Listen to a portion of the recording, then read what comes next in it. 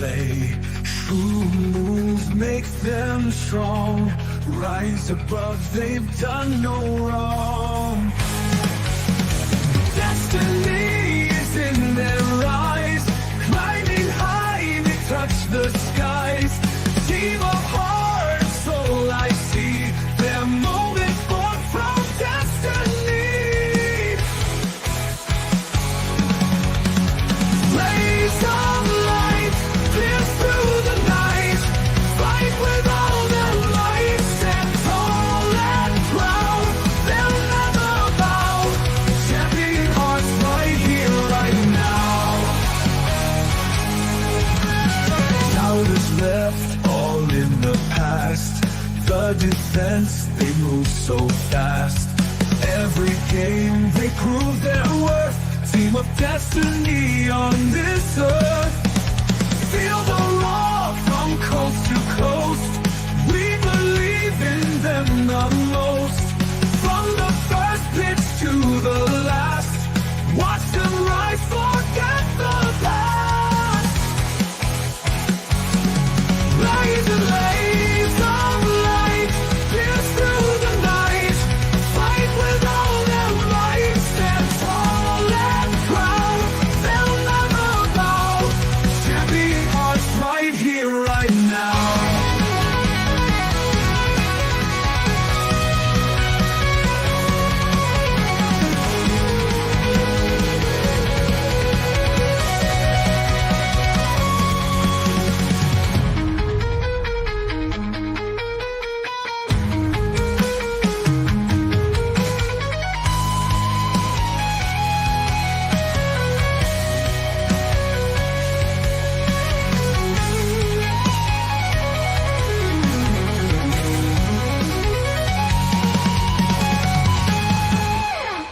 Doubters left, all in the past. The defense, they move so fast. Every game, they prove their worth. Team of destiny on this earth. Doubters left, all in the past. The defense, they move so fast. Every game, they prove their worth. Team of destiny on this earth.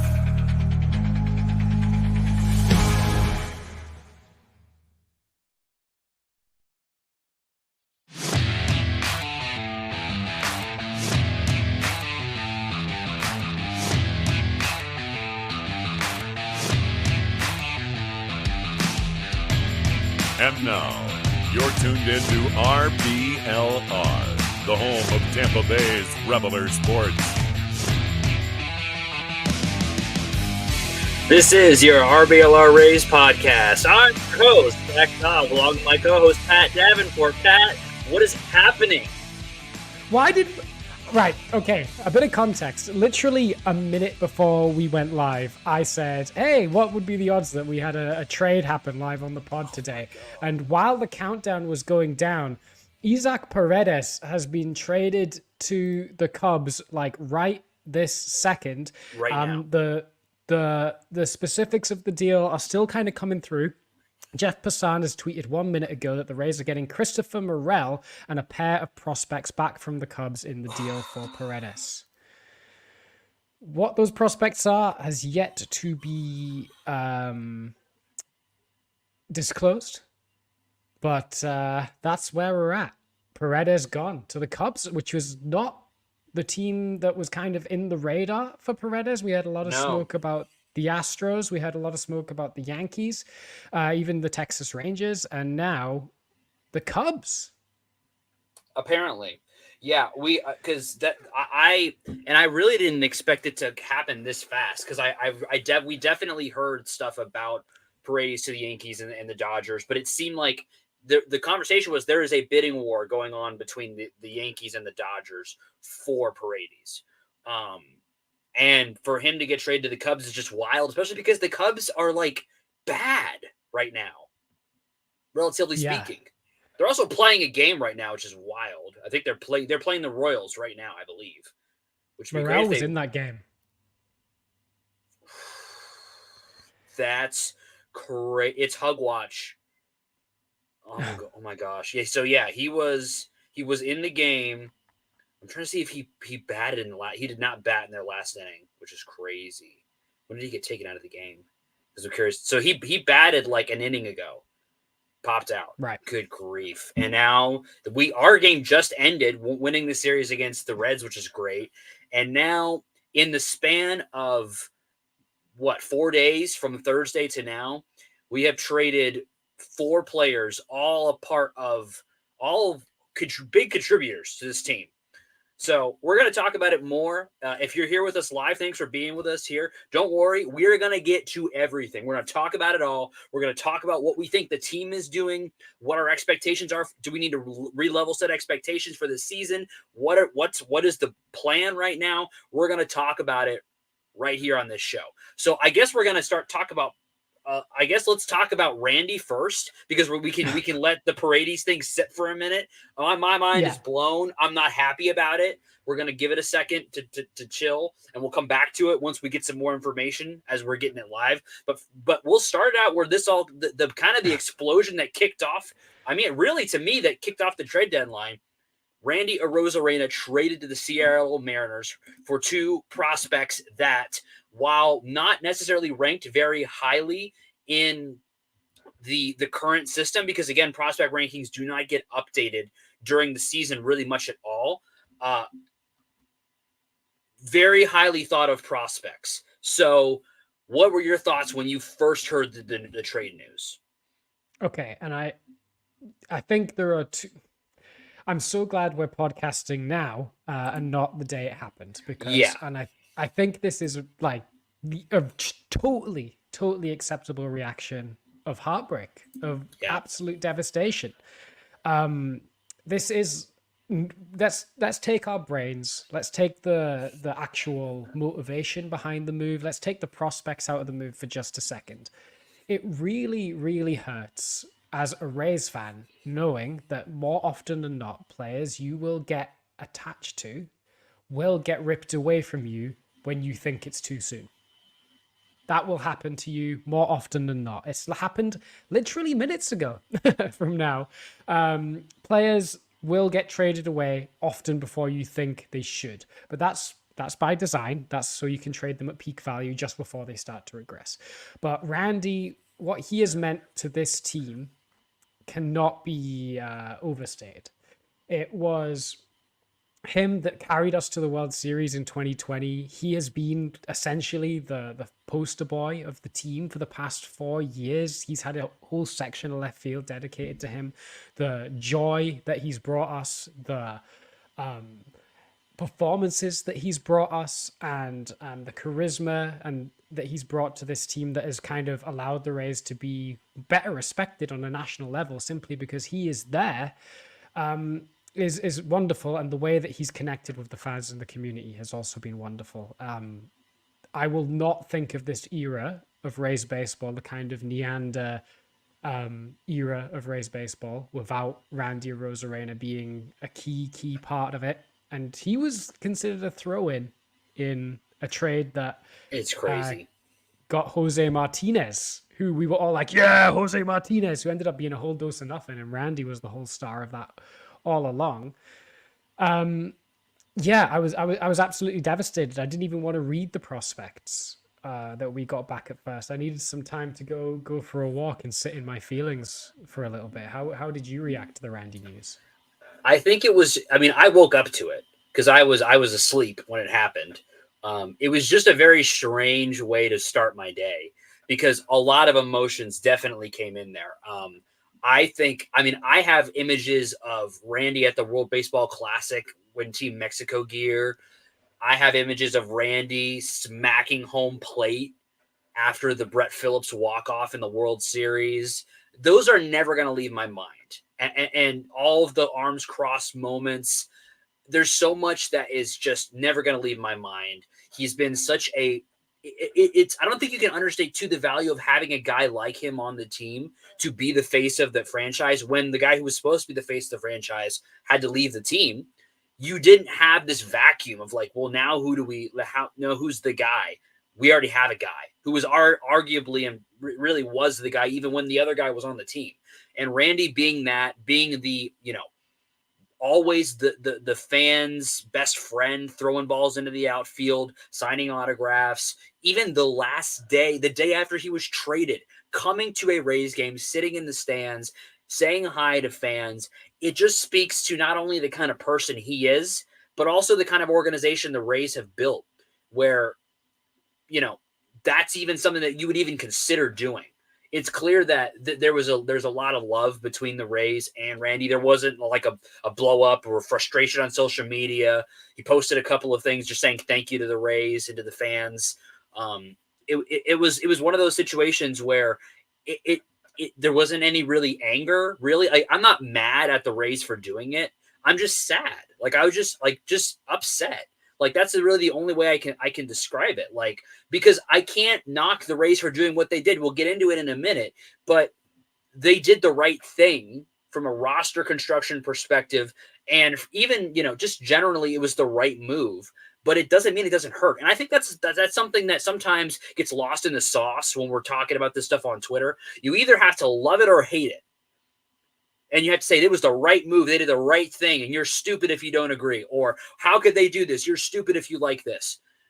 I think what it really is, yeah, I can see that this was the right move organizationally, but it still makes me sad, and I'm gonna miss watching this guy play in a Rays uniform. And that's just is what it is. Like, I can't pretend like I'm happy about it, but I also can't pretend like I don't see the merit. So it's a very mixed emotions, but at the end of it, it just comes with a lot of appreciation, admiration. I hope Randy kills it out in Mariners land. Although if we want to get back into analysis, I'm not sure he will, just because of the way that ballpark is not friendly to new hitters, especially coming in halfway through the year. But it was a wild ride. I loved every single second of it, and I hope he kills it out in Seattle. He looks great in the Mariners uniform. It kills me to say it, but he looks good. He looks good in those colors. He really does. I mean, he looks good in blue. What can I say? Blue is his color. Good in blue. Although I saw that the Mariners were teaching him the new kind of outfield. I know that routine. That hurt my heart a lot. And I was like, no, feelings. Let the man cross his arms. Let the man cross his arms. Yeah. It's a tough one. And especially when you don't. The prospects we're getting back, which we will talk about in a mo, are not immediate major league impact guys, which is completely fine, but it makes the move in the immediate sense harder to swallow, because you know that these guys are considered real helium prospects. That's the term I've been hearing a lot from people that know what they're talking about better than I do, is that these are helium prospects that will rise through the system quickly, but will not make an impact in 2024, unlikely to get close to the big leagues in 2025. These are like 2026 talents. Do we want to talk about the return, or do we want to keep going with the kind of broader picture? Let's go on to the Eflin trade and talk. I think we can get through our emotions on all the trades first, and then we can we can come back around. I don't know about you. I didn't have as much emotions moving on from Eflin because I kind of expected it a little bit. It makes way too much sense given that Springs literally is going to slot into. We'll break it down more later, but Springs is going to slot right in to Eflin's rotation spot. Literally Tuesday, Springs is going to be there. And I mean, as much as I love Eflin, and I said he was the best pitcher on the rotation to start the year, Springs is better. It's not close. So it's like, it's all good. Even though, like, I really liked Eflin. He was a fun guy to watch. I love watching him work. I saw him live. He's one of the few Braves pitchers I've seen live because I live in South Carolina. So I got to see him live. Love watching him work. I really appreciate everything he did for the organization. But I didn't have as much emotion. Maybe you felt differently, but I didn't really have as much emotions, as much of like, okay, this makes sense. Sad to see him go. He's going to do great, I think. But, it is what it is. Yeah, I think after the Randy trade, this felt like it was very expected. It felt like anyone was on the table, and the most likely names that were going to get traded regardless of the Randy trade were the likes of Zach Eflin, Rosario, who may still get traded yet. And Eflin, very much expected. He's the highest earner on the team. He was going to find it hard to find a rotation spot next year. the way that Yes. he's been performing this year. Like, he's been completely fine this year and was very good last year. But next year, the rotation is going to be an absolute battle. And with Springs coming back, Rad will want to be in the rotation next year. McClanahan will want to be in the rotation next year. And with Bars and Bradley and Pepio being as good as on the staff, when you could get what was a pretty excellent return, I would say, from the Orioles, which is a really good farm system and 3 good prospects from that system. So I didn't feel the sting as much. I hope Zach himself is doing okay because he likes the Rays. He's a Florida guy. So for him to have to move on to a direct rival might be a bit of a weird set of emotions for him. But again, thank you for your service. You did exactly what you needed to do, which was be amazing in your first year, do enough in your second year to be a valuable flip for better people across the line. That is like the model Rays way of doing things. Oh yeah. And they pulled it off to perfection with Zach Eflin. So thank you for everything, Zach. You were a big part of what was a very, very good 2023 Rays team, and we wouldn't have been there without you. Yeah, and the weird thing is trading him to the Orioles. And I would feel weirder if we, like, I don't necessarily feel that we are as in direct competition with the Orioles for a playoff spot. Although the way everybody has been playing recently, it's all gotten way closer, way faster. And we're going to talk about that too. Because as much as it feels like we're losing all these guys, just if you're upset, just take a look at the standings and maybe you might change your mind a little bit because it's getting a lot closer, a lot faster. But that being said, I don't know that we're really competing directly for a playoff spot with the Orioles as much as we are the Yankees, the Royals, the Red Sox, Twins, those kinds of teams, Mariners even. So I'm not as like upset about that. But it is definitely odd to trade him to Baltimore. I'm curious to see how he'll do there. Camden Yards was once a big hitter's park, now not as much. So we'll see how he does there. I think he'll probably do okay. But the Orioles really, really badly needed pitching. And to be honest with you, I love Zach Eflin. I think he's a really good pitcher. If that's all they get for pitching, then my level of concern about them as an opponent is still not very high because they really didn't Zach Eflin's great, but if that's your big move to bolster your pitching staff, it is going to help them a lot. But it's not a showstopper. That's going to dramatically improve their pitching staff. It's a floor raiser as opposed to a ceiling raising move. Yes. Right. So it's a start that would not go to whoever their number 5 guy at the moment is. Yes. Which is an improvement, but it's not going to be like, oh my gosh, game 1 of the playoffs, we can throw Zach Eflin out there because we did that and it didn't go. It didn't work out. Didn't work out. But the return we got was really good. 3 really good prospects. So we'll take that. We'll take that every day of the week. Speaking of 3 really good prospects, that brings us to our next trade for Jason Adam, which I predicted, if you've been watching the show, I predicted this and mentioned that it could happen several weeks ago, maybe months ago even. I don't remember how long ago I first started saying it. But I said that Jason Adam being moved made a lot of sense. He's kind of expensive-ish, not under a whole lot of team control, been pitching really well, makes sense to move him. And we got an absolute haul from the San Diego Padres, to whom we traded him for a potential top to middle of the rotation starter, a potential 4th outfielder with incredible speed, and it may be the catcher of the future. So this one, I feel like, I didn't really have that many emotions tied up in Jason Adam. He's been really good. Thank you for your service. But I'm kind of stoked about the return for Jason Adam. Yeah, it seems like the relief market on the around baseball this year is super, super valuable. People are willing to pay a lot of capital for relievers and good relievers at that, which makes me happy we pulled this off because Jason Adams is brilliant, but to get what we got out of this trade, I was like, wow. I don't want to call anything too early because, again, all of these guys are kind of in the lower ends of the minors still. Lesko, has a long way to go. Gonzalez only drafted last year, and Bush, I believe, is in Double-A at the moment, so he's still got a ways to go as well. But all of these guys have big, big potential, and all rank highly in the Padres system as well. So to get out of a setup guy 3 really decent prospects, some could be really, really good prospects, wow, I don't know how we pulled that off. I immediately was like, wow, we did that. That was a real trade that we did. So yeah, hats off. I would do that trade too. I would do that trade if it came through too. So thank you again, Jason Adam. I was talking last time I was on the pod that he is the biggest rock in the bullpen that we had, because he would just come in any situation, whether it was anywhere between the 6th and the 9th inning, he could do it, and he'd make you worry about it, but he'd always get out of it. And pull funny facial expressions along the way. I love that trade. I love that trade, especially if Lesko can prove to be something. Then the Padres may look back on this and go, "Oh, what were we thinking, man?"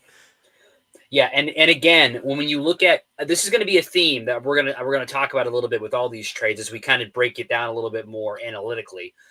All of these trades, and we'll get into the Paredes is a little bit of a different beast, but even still with Paredes, even though I'm still a little upset about it, all of these guys that got moved have almost immediate replacements available. Adams the same way. Drew Rasmussen is right now rehabbing in AAA to essentially do exactly what Jason Adam does. Be the kind of stopper type guy that's going to come in, have even better velocity than Adam probably, and amazing stuff. And he's going to probably fill the exact same role that Adam did. So with potential to maybe go multi-innings if you need him.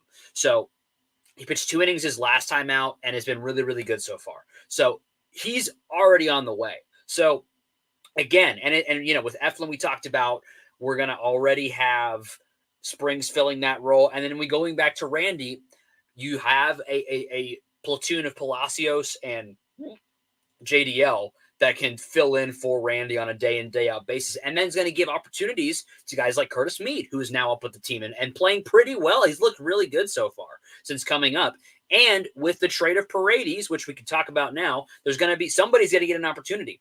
So now that we've had maybe 20 minutes to think about what just happened, that we just traded our starting all-star third baseman, which is not the first time the Rays have traded an all-star. They traded Wilson Ramos a couple years ago, if you remember that, after he made an all-star. So it's not that out of left field for the Rays to do it. But what are you thinking right now?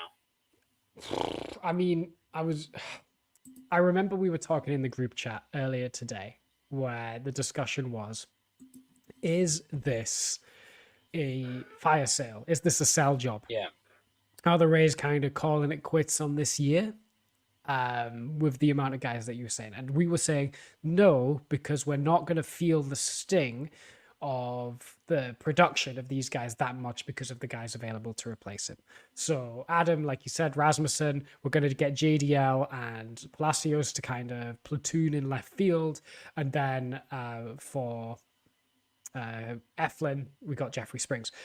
Paredes, I feel like moves the needle a little bit more towards a punt on this year. They're not giving up, because this team will not give up. We've seen that the team on the field are mentality monsters and will keep fighting.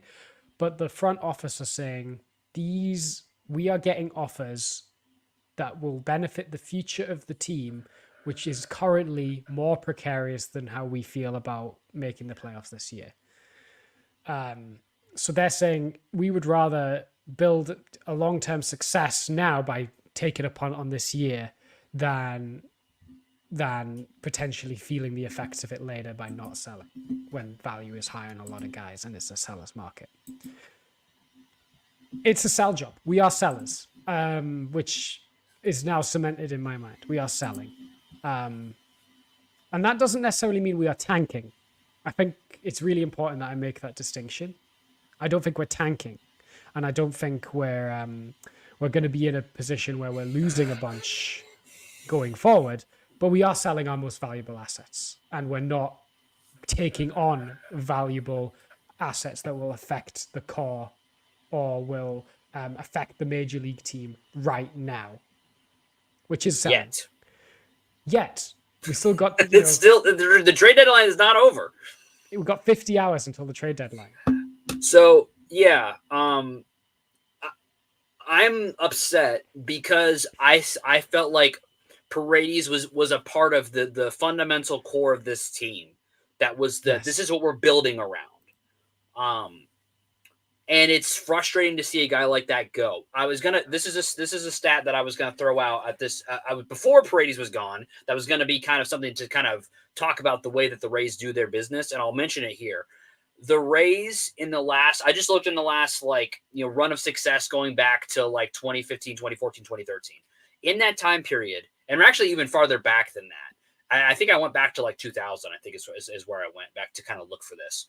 There's no Rays player, that position player specifically, offensive position player, not pitcher, that has been traded from the Rays that has produced higher WAR in any season with another team higher than they produced with the Rays.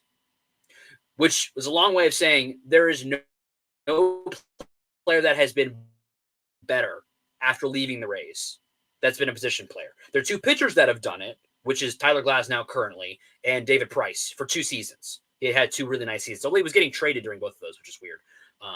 But he did have really nice seasons after getting traded. But those are the only 2 kind of guys. When you look at the other guys, Longo, we know what happened in San Francisco. Not great. Ben Zobrist had one pretty good year, but it still wasn't as good as his best year with the Rays for the Cubs. And then he tanked. BJ Upton tanked. Not any better after leaving. Kiermaier, 1 good year, and he's now retiring and was having a bad year before that. So that being said, the Rays generally are trading guys when they have already reached their peak value and are on the downturn. This is gonna be the exception to this one. Unfortunately, I don't see a universe where Paredes is gonna be worse. Like he's gonna continue to maybe not improve, but he's gonna be at the same level. He's gonna keep being really, really good for the Cubs. That's just I don't see anywhere where he's not. I think it's very, very likely that we're going to see him put up more WAR in one of these seasons with the Cubs than he did in a season with the Rays. So that's frustrating to watch because this is something that we haven't seen recently. Because as much as people talk about the Rays trading their stars, they don't really trade the stars in the middle of their star tenure. They tend to trade stars towards the end of their star tenure, not in the middle of it. This is kind of the first time we've seen that in recent days. So to me, that was unsettling. I think I'm going to guess that the trade market right now is a complete firestorm right now because of the moves the Rays have made. I mean, I'm sure it's complete bloodbath. They've kind of undercut the Yankees a little bit, which is hilarious because now the Yankees are really floundering. They got Jazz Chisholm, but they really still need another guy for their infield. So we may either bait them into super overpaying for Ahmed Rosario, which would be hilarious, or they're going to come away with nothing and continue to flounder. So I'm not happy about it. I'm really upset that we traded him. I don't think it was a terrible move, though. Have you seen much more about the return? Yeah, I haven't been checking yet. What do we got on the return? I can live break the return for you. Okay. So the return is there is a guy that will join the major league team off the back of this deal, and potentially 2.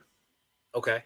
The first is Christopher Morel. He is a third baseman for the Cubs. Yes, right. Yes. And the Rays had a lot of rumors around acquiring him in the offseason, in fact. It's a guy that they like. He has struggled this year. If you're looking at basic slash line, he's batting 199, but has 18 home runs, 7 stolen bases. He has 97th percentile bat speed. He hits the ball very, very hard. His expected slugging is in the 70th percentile. His barrel percentage is in the 80th percentile. His hard hit percentage is in the 71st percentile. And he walks a lot as well. He has 11.2 walk percentage, which is very, very high. He has a cannon of an arm. StatCast hates his defense. They think he sucks. He is in the 1st percentile in range, and his outs above average on the year are -12. DH. Maybe. So he has played exclusively third base in the field this year. That's not gonna happen. Last year, he played most of his innings at second base. But he also played the second most innings at center field. So which he is not can happening play either. But he could play. Could he play a corner outfield? He could play a corner outfield. Okay. All right. Because he has an arm. He has an arm on him. Yeah. And he's about a league average runner. And he can hit the Okay. ball super hard. He has a 30 home run potential guy. He has a bit of swing and miss in him. he needs to be a little bit. He is disciplined, but he does have some swing and miss in him. Think I've heard comps to a little bit like Brandon Lau, but a bit less consistent. Is he a righty or a lefty? I don't know. He's a righty. Right-handed Brandon Lau. A little bit like a right-handed Brandon Lau. Call Lau, it now. But not as good of a defense. No, because Brandon Lau is sneaky good defensively. So what I'm hearing is he may play a day or two corner outfield spot. He's going to probably DH a good bit. And we're going to see a lot of he could play third. I'm curious I think we're going to see a lot of meat at third now. That's what I think. Or Junior Caminero, who is absolutely beating the cover off of baseballs down in Durham right now. If you want to feel better, go watch some recent Junior Caminero highlights, because the dude is literally eviscerating baseballs. He hit an 80-mile-per-hour curveball on the outer edge of the plate, 375 feet for a home run last night. He's crazy. He's crazy. So I guess we'll see with Morel. You could teach maybe he sucks at defense now. He could probably learn to play corner outfield. He could probably figure that out if he's got a good arm. Because what about I'm thinking about Yasiel Puig as kind of a guy who, he's lefty, but a guy who's got a cannon out there. Maybe we can teach him to play defense a little bit, and maybe he can Cespedes. Maybe that could potentially work out for him in the future. I feel like the only reason I don't say he's going to play third is because I think if we look at the way this team's going to have to play baseball to keep winning games, infield defense is going to have to be really good. Yeah. So that's why I expect to see a lot of Cabby or third or Mead at third going forward, because the infield defense is going to have to be good. You know what I'm saying? Yeah, and the Rays value infield defense very, very highly. And Randy wasn't exactly a blow away left fielder defensively. So that's another thing we talk about too, is when we look at replacing Randy, JDL. I don't know if you saw the play. Was it yesterday? I think it was yesterday, where he ran over, made a phenomenal catch in foul territory. I love Randy Rosarena so much. There's no way in the world he's getting to that ball and making that catch. It's not going to happen. Not at this point in his career. But JDL can make that play, and he played center field today to give Siri a day off his feet. So, the defense, I think overall as a team, the defense, now losing Paredes is pretty good, although he had 2 errors today, which I'm gonna put on me, at least me personally. I say I wonder if he was thinking about getting traded when he had those two errors today. Well, who knows? But he's pretty good defensively at third. So you do lose that, but the offense, the outfield defense is improved. With these moves. Yes. Okay. So another player that could jump straight onto the major league team potentially is Hunter Bidgie. Okay. I believe it's pronounced Bidgie. He is. This is on the preseason rankings, so don't pay too much attention to it, but he's the Cubs' number 29 prospect. Okay. He is a right-handed reliever that pitched in the big leagues at points this year. Is currently in their AAA team. He has insane stuff. Absolutely insane stuff. He has a fastball that routinely touches triple digits. Okay. He has a wipeout slider. He throws a sweeper as well. He is a scary arm that. Yeah, he throws a really good cutter as well. Okay. However, you may have heard this story before. Command is not always there. Sometimes I knew that was struggles coming. with command.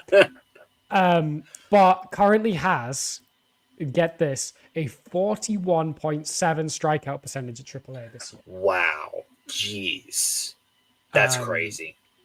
Yeah, and a 0.68 ERA in AAA as well. So I think if you're looking at an Adam replacement, if you want to get risky, he could come straight onto the team today and not be a high leverage guy, but you could get him. Yeah, because I think what happens right now is Clevenger and Poche move up a rung because they're kind of platoon neutral, so they kind of move up a rung, and then you've kind of got Kelly, Uceda, Armstrong, and then maybe this guy are kind of floating around along with Emrod for the other innings out there. So very interesting return. I mean, look, it's like Isak Paredes was the best player on this team in the first half. So losing him, you are worse. Like, period. Yes. You just are. Like, we can't pretend, we can't sugarcoat that. He's not like, we're not sugarcoaters, but we do tend to, we're positive people on this podcast. We're a positive pod. But I cannot pretend that we're not worse as a baseball team. Does that mean we cannot make the playoffs? No, it does not. And you want to know why? Because this team is continually hung around. We are not winning games because of our blow them out offense. We are winning on grit, with a timely hit or two there, here or there, which, yes, Isak has Paredes a lot of those, but there are other guys on this roster, including the guy who is, kind of been running the offense for the last month in Brandon Lau, who is, by the way, top 10 in all of MLB and WRC plus over the last month, just in case you're wondering. That guy is there still. You still have Yandy Diaz, who's back from injury. So there are still guys that can make the offense do what it needs to do, and the pitching is going to be really, really good because you're replacing Eflin with a really good pitcher. You're going to get Raz back into the bullpen to replace Adam. So the pitching is still going to be really good. Useda has been electric, really, really good. If you watched him I today, like Emrod a lot as well. Emrod's been good too. You've got guys. So I don't think we're punting on this season. Are we worse? Maybe. As a floor, our floor is lower now than it was, 96 hours ago. Or maybe long, I don't know. I can't do the math. 4 days, our floor is worse or lower than it was 4 days ago. Our ceiling, I think, is higher because you're going to get guys like Curtis Mead. You're going to maybe get a guy like Junior Caminero up, whose ceilings are up here. So it's going to be wild. It's going to be wild these last couple months of the season. Can I say something a bit harsh? You can. The team 96 hours ago was not doing enough. The team 96 hours ago were masters of mediocrity. They were 500. They were 500 on 24 different occasions.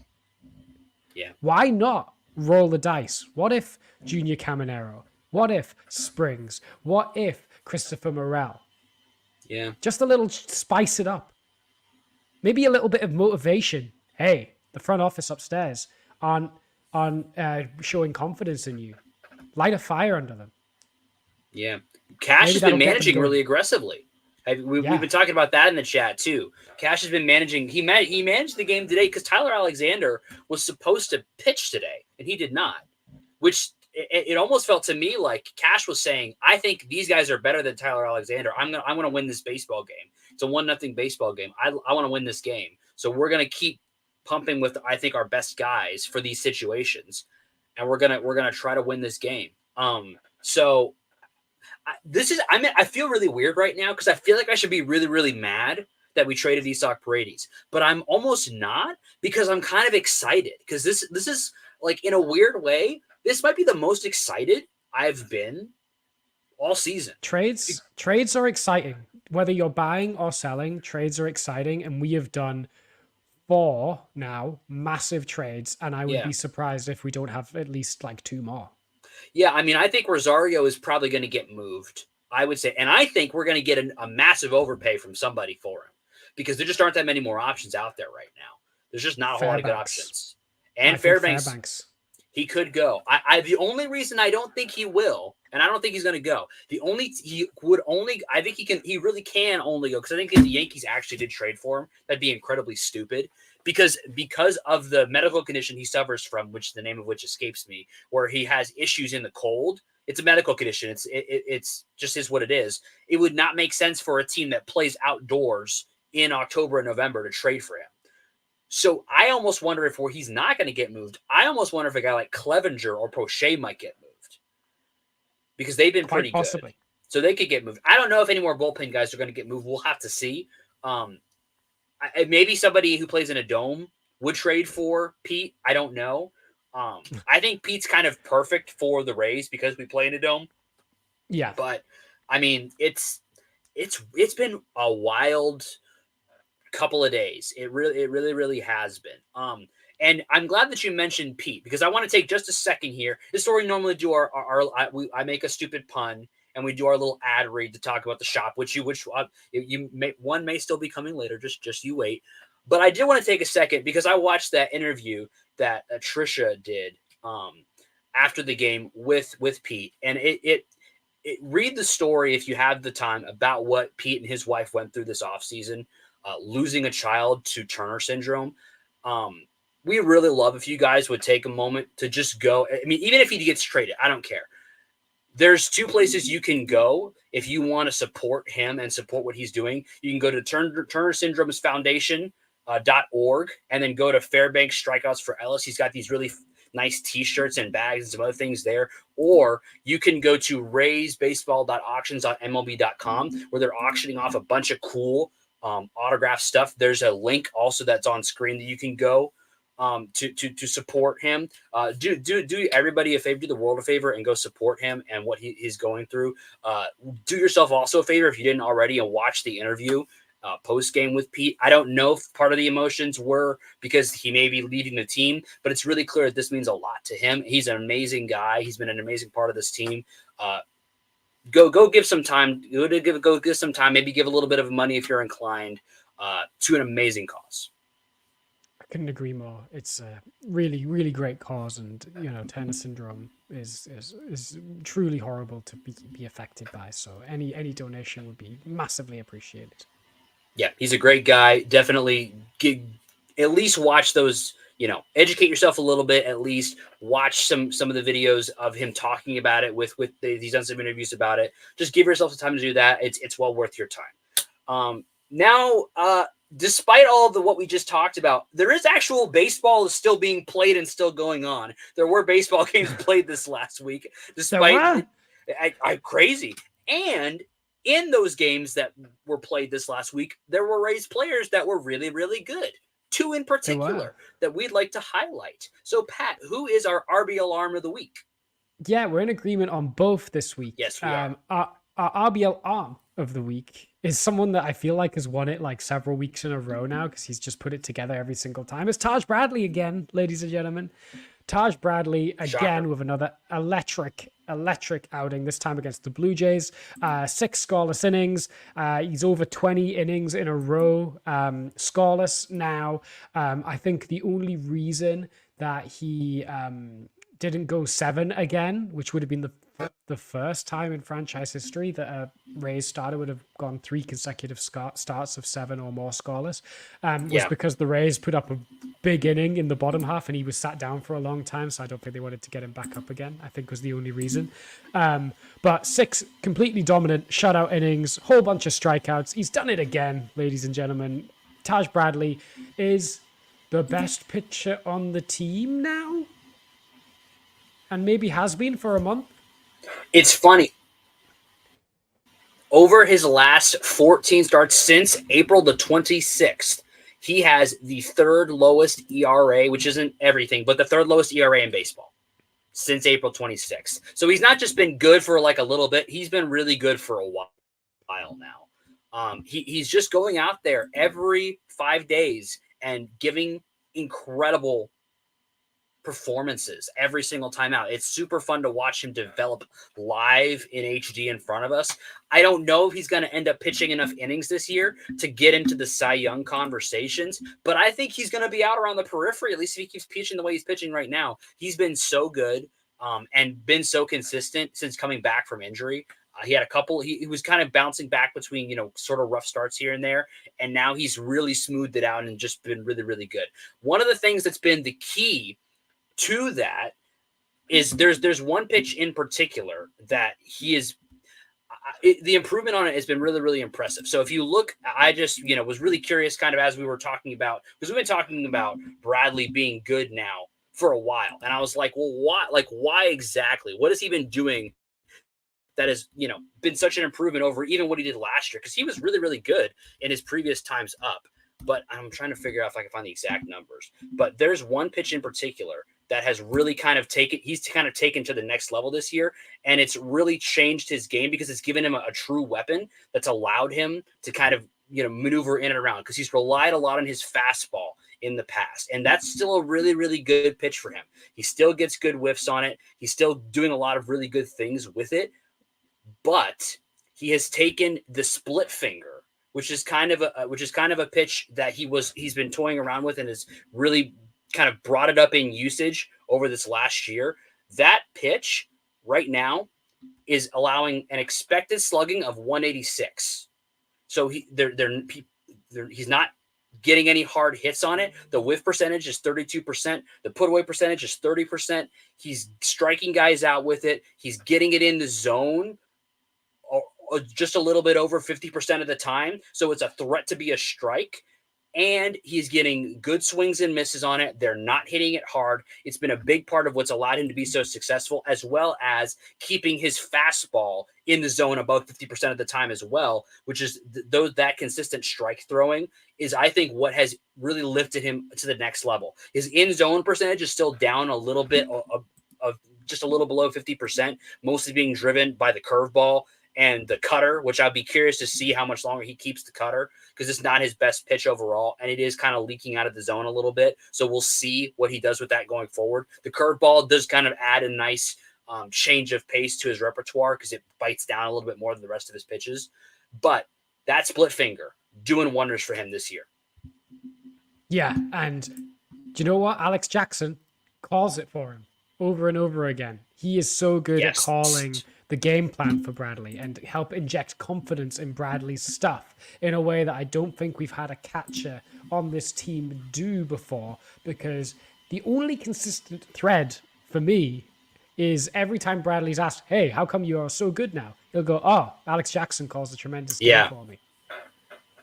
And that's the part that a lot of people will miss. And I don't want to turn a Taj Bradley discussion into an Alex Jackson discussion, but sometimes that's all it takes to turn what was a raw diamond in Taj Bradley, who we all knew had the stuff to succeed.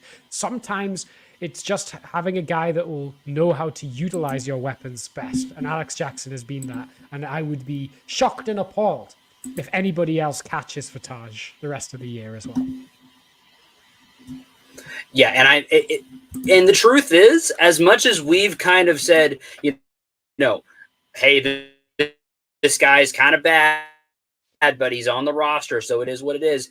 Sneakily, we're starting to see improvements from Alex Jackson on the offensive side of the ball. We've seen some home runs. We're seeing a little bit better plate appearances every time he's up. So just kind of watch out on that. We may come back to that in a later week. Just watch out on good old Alex Jackson. He might be a little better than some of y'all gave him credit for, and even I didn't give him much credit either. So some of us have given him credit for. He's pretty good. Could some big fans of the podcast go back and figure out when we debuted the Alex Jackson song and then do like a before and after splits on how Alex Jackson performed before we made a song about him? I really think we should. Yeah, because this past week he had 117 WRC plus, which is pretty good, but it's not good enough to win our Bat of the Week. Zach, who was lucky enough to take home the esteemed honor of RBLR Bat of the Week? Yeah, this is kind of an issue that I had at the beginning of the season. I look at my notes for who the Bat of the Week is, and it's just a bunch of barking sounds been transposed onto my sheet. I don't know what that's about, but I do know that our Bat of the Week is Brandon Lau. I mean, come on. He's been the engine that has run this team all month long, and he had another fantastic week last week. Brandon Lau is just that. He's just that dude. He really is. He is tied again. Not tied. He is the 7th best in WRC plus over the month of June. Another fantastic week last week. The power is there. He's getting on base. He is exactly what this team has needed to kind of keep moving our offense in the right direction in some of those times we've needed it. He continues to provide the power. He is getting all the, when it's funny because when, starting the year and earlier on in the year, all the counting stats that are not always the biggest deal were look pretty bad. Now he's creeping up on a 900 OPS on the season. He's creeping up back towards his kind of career average 260, 270 batting average. And then he's getting up to that 900 slugging. So he's kind of, crazy, doing exactly what he should be doing. And, Rays are still winning games, even though we've lost some guys and we're going to lose, and we've lost even more guys now. There's still a guy like Brandon Lowe to rely on. So Brandon Lowe's the bat of the week, and I expect him to win more bats of the week coming soon. Yeah, he's been tremendous, absolutely tremendous. And like I said, he just needs to be healthy and he'll do the rest. Like, as long as he's not feeling anything and his swing's right, he's probably the best pure hitter on the team. I mean, a 149 on the season WRC plus now, which is, all-star level, really. And he's probably going to have his best season since that massive 2021 breakout campaign that he's had. And it just took him a minute to get going. Proud of you, Brandon Lowe. Keep barking away. We love you. I think, I can't believe I'm asking this. Is Brandon Lowe going to be on the team in 3 days' time? Yeah, okay. I think so. I just don't see the Rays trading him because I don't think that any team is going to offer him what the Rays think he's worth. Yeah. I mean, maybe they will.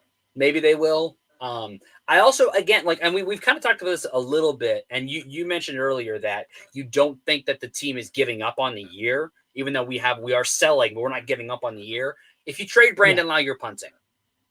That's a punt.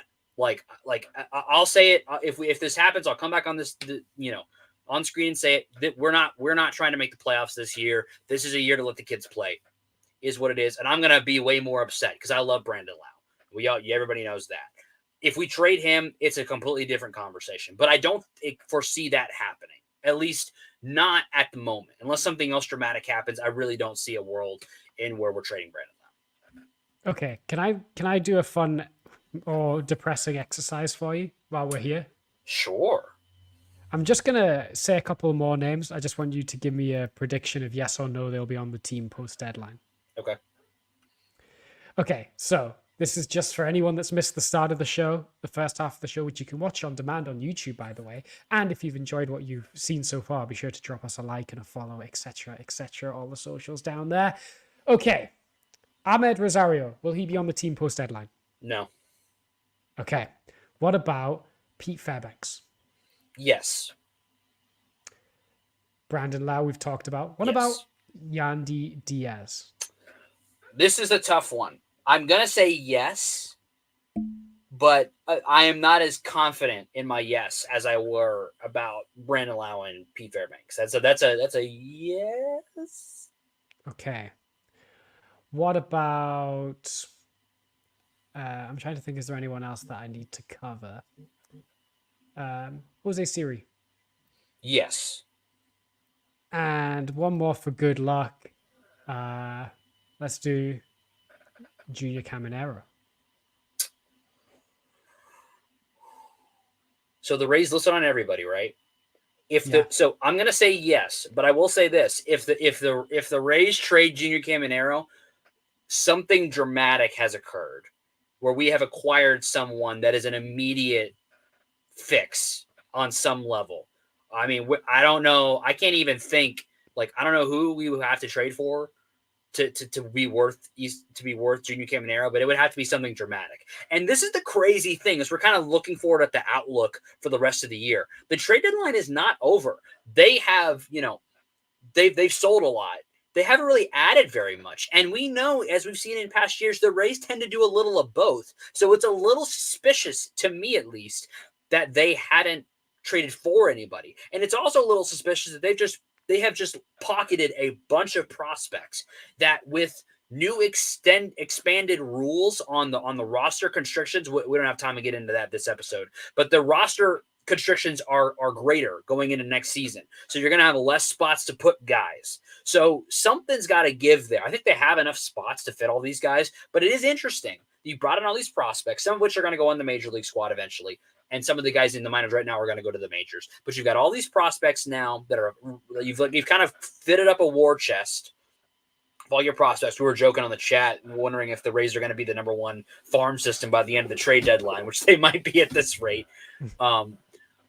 I don't know. I feel like there might be something in the water that we don't see coming in terms of the Rays adding. And I could be wrong about that. But I don't know if the Rays aren't going to not add at all. I just don't know what they're going to do. I just don't know what they're going to do. But I just think there's some weirdness that's going to happen before this trade deadline's over. I think so. I think we're definitely not done. Also, fun fact: the Cubs have taken the lead over the Royals right now. So if they can, Paredes get over there? Let's see. They're in. Where are they right now? They're in Tampa. So how far is it? They're in Kansas City or they're in Chicago? Because Chicago, KC. They're in KC. So he could. No, probably not. Probably couldn't get there in time. That's a good ways out there. But is that the end of their series with them, or do they play more games against the Royals? Let me double check that. That's a good question. Now. That'd be hilarious if Paredes goes over there and they have like one more game with the Royals and they end up winning the series because of Paredes. They're done. Oh, that's too bad. That would have been hilarious. After today, that's too bad. The Reds are up next in Chicago, so Paredes will probably meet them in Chicago. Are you serious? He's going to play the Reds again? Yeah. That's funny. He's going to play the Reds like 2 straight series for different teams. I'm going to do some research. Has that ever happened before? A guy has been traded to a team where he will play the opponent that he just finished playing with the previous team. That's got to be a first. Maybe it's happened before, but that seems like crazy. And it's across divisions. That's bonkers. I really want to know if that's ever happened before. That's crazy. The bad news is the Royals are going to play the White Sox next. That is unfortunate. But the good news is the Rays are playing the Marlins next after a day off. So there's some good news there. Yeah, exactly. Okay, I know we're running a bit long. I don't think we'll even bother with game recaps. The Rays went 500. You know the drill. Yeah. The Rays went 500. They've won. They've only lost one of the last 11 series. They're good. They're going to continue. Anyway. I want to end with one last thing. First of all, just a bit of admin on the Paredes trade. I forgot to mention Ty Johnson also came over, who's an unranked prospect from the Cubs. He's currently in high A with them. He's a right-handed starter, and he's been okay for them. But he's a tall dude. He's 6'6". He has a kind of low 3/4 release slot, so he's kind of right-hander funky starter basically. Okay. Don't know much about him because we've been doing a podcast while this has all been breaking down, but he is also in the trade. So the full trade is Paredes for Morel, Biggie, and Johnson. Okay. Is how cool. it goes. Cool. I guess what I want to do is I want us to reiterate to anyone listening that this is really hard watching guys that you like and have become attached to over the past few years get traded away in what seems like a too soon of a fashion. It's what sports is all about. It's what we do sports for. It's what we watch sports for, is to grow connection to our team and in turn the players on our team, and we root for them to succeed. So we get emotional about their emotions. We are happy when they succeed. We're sad when they fail. We become quite intimate with their personal lives because that's just how being in the public eye is. We grow connections to these players.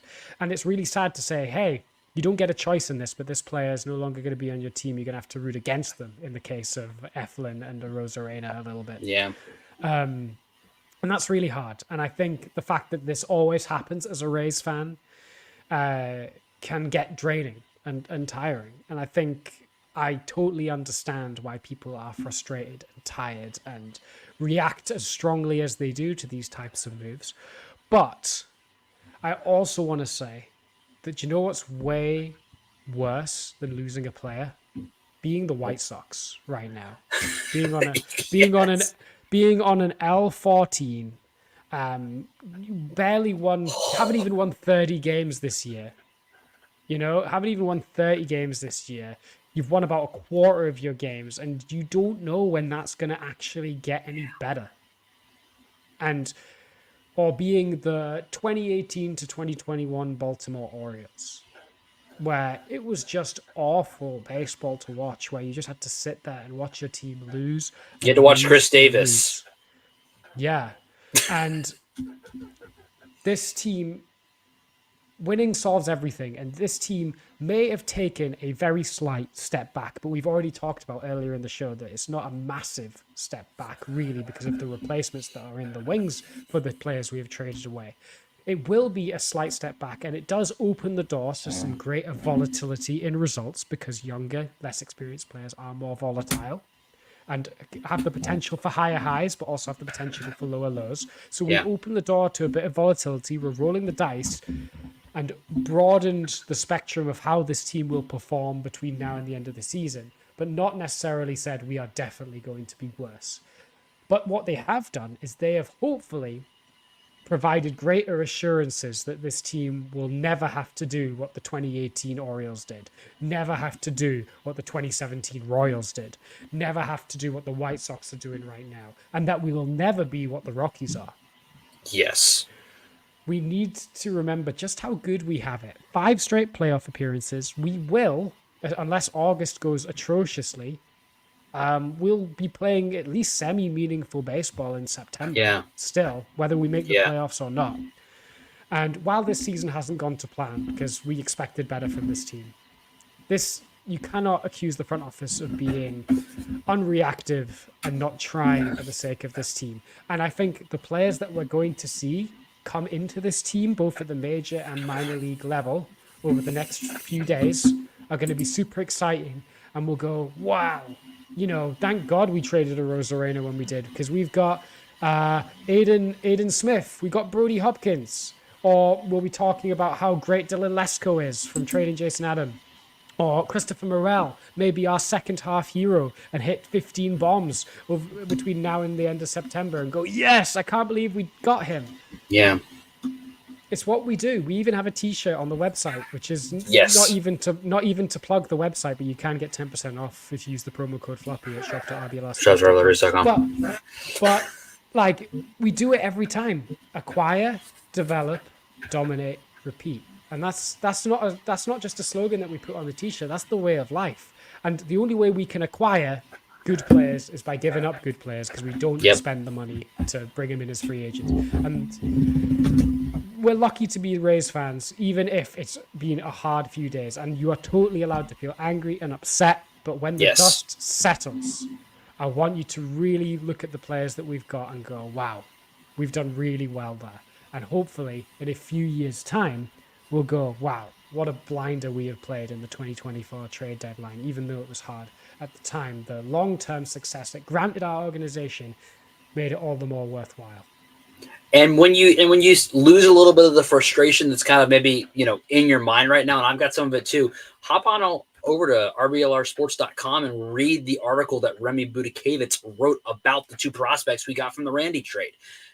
We're going to be here to talk about it. We're going to be here with you through whatever happens in the future, whatever prospects hit or don't hit, whatever trades we make for the rest of this deadline, whatever happens, because as much as it, like you said, the floor is lowered.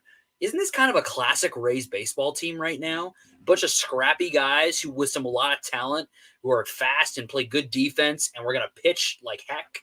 And it's going to be kind of crazy, and we're probably not going to blow many people out, but we're going to have fun, and it's going to be complete nonsense probably for the next 2 months of baseball. But you know what? It's going to probably be fun. It's probably going to be entertaining. We may not win as many games as we would have liked to at the beginning of the year, but it's probably going to be really entertaining, and we're probably going to really bother a lot of teams that have World Series aspirations. And who knows? We might just mess around and make the playoffs. I still think we can and will make the playoffs. I haven't changed my mind. I still think we can make and will make the playoffs. And who knows what happens when we get in there. If you get to the postseason and you've got a great pitching staff, a couple good relievers, and a couple of big bats, who knows? It's all on the table. As it works for the Rangers.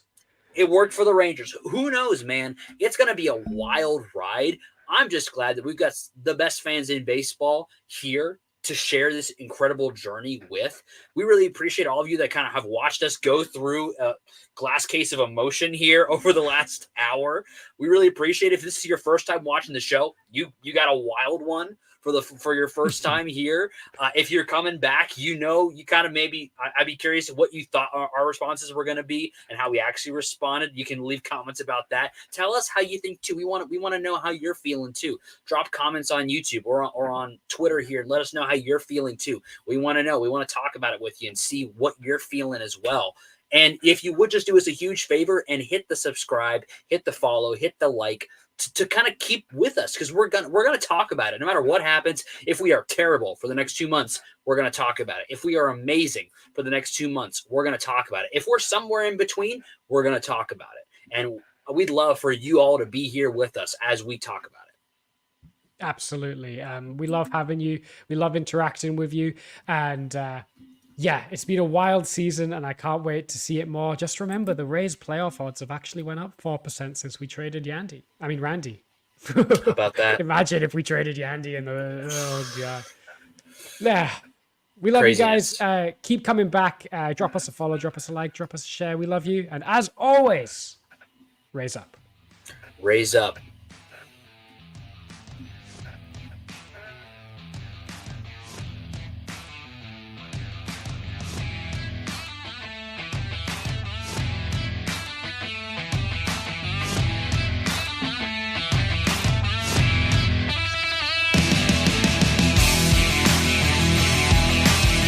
Thank you for tuning into this presentation by RBLR Sports. On your way out of the stadium, please remember to like and subscribe.